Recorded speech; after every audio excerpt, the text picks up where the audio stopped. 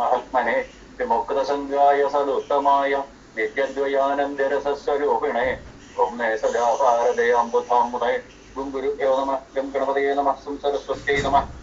ശ്രീമദ്രത്നകിരീടകുണ്ടലധരം ശ്രീവന്യമാലാധരം ശ്രീപാദാർച്ചിത മുക്തിദാനനിരതം പാർത്ഥപ്രിയം മാധവം ഗോവിന്ദം ഗരുഡധ്വജം നിഗമസംവേദ്യം സരോജക്ഷണം ഗോശ്രീശന്വയമാലകം സുരഗുരും പൂർണ്ണത്രൈശം ഭജേ ഗോലോകനാഥം നതപാരിജാതം go ഗോപഗോപീ നയനബ്ജസൂരം നാനാവിഭൂഷാപരിഭൂഷിതാംഗം Namami കൃഷ്ണം കരുണാപയോധിം യന്തഃപ്രവിശ്യ മമ വാചമിമാം പ്രസുപ്താം സഞ്ജീവയത്യഖിലശക്തിധരസ്വധാമന അന്യാംശ ഹസ്തചരണശ്രവണത്വഗാദീൻ പ്രാണാൻ നമോ ഭഗവതേ പുരുഷായ തുഭ്യം.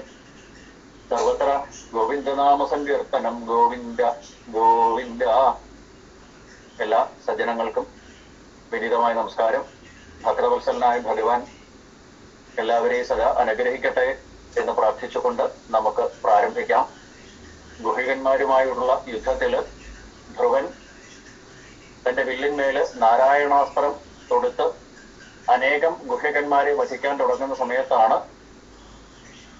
ധ്രുവനെ പോലെ ഭദ്രശിരോമണിയായ ഒരാൾക്ക് ഇത് ഭൂഷണമല്ല എന്ന് ഉപദേശിച്ചുകൊണ്ട് മുത്തച്ഛനായ സ്വയംഭുവമനു അവിടെ വന്ന് അനേക ശ്ലോകങ്ങളിലൂടെ ധ്രുവനെ ഉപദേശിക്കുന്നതാണ് നമ്മൾ അനുസ്മരിച്ചു കൊണ്ടിരിക്കുന്നത്.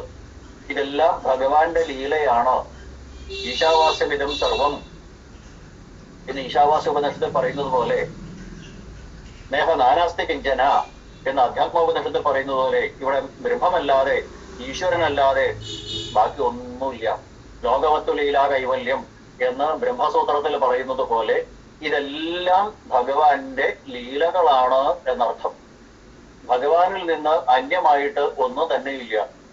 കാപിലത്തിൽ നമ്മൾ കണ്ടതുപോലെ യദ്ഭയാൽ വാദി വാദോയം സൂര്യസ്തപതി യദ്ഭയാൽ എന്ന് പറഞ്ഞില്ലേ ഭഗവാൻ. ഒരു പുളിയില ചലിക്കണമെങ്കിൽ പോലും അത് ഭഗവാന്റെ ശക്തി കൊണ്ടാണ്, ഭഗവാന്റെ ആ പ്രേരണ കൊണ്ടാണ്. കാലാകാലങ്ങളില് വൃക്ഷങ്ങൾ പുഷ്പിക്കുന്നത്, കായ്ക്കുന്നത്, അതുപോലെ തന്നെ മഴ വരുന്നത്, വെയില് വരുന്നത്, മഞ്ഞ് വരുന്നത്, ഇതൊക്കെ ഭഗവാന്റെ ശക്തിയാണ്. നമ്മളതിന് അത്യന്താധുനിക ഭാഷയില് പ്രകൃതിയുടെ വ്യതിയാനങ്ങൾ എന്നാ പറയുക. പ്രകൃതിയുടെ മാറ്റങ്ങളാണ്. ജൂൺ ജൂലൈ മാസങ്ങളില് മഴ പെയ്യുന്നതും, നവംബർ ഡിസംബർ മാസങ്ങളില് മഞ്ഞ് വരുന്നതും, ഏപ്രിൽ മെയ് മാസങ്ങളില് ശക്തമായ ചൂട് വരുന്നതും എല്ലാം പ്രകൃതിയുടെ മാറ്റങ്ങൾ എന്നാണ് പറയുന്നത്. വാസ്തവാണ്. പക്ഷെ പ്രകൃതി എന്ന് പറഞ്ഞാൽ എന്താ? ഭഗവാന്റെ തന്നെ ചൈതന്യ വിശേഷമാണ്.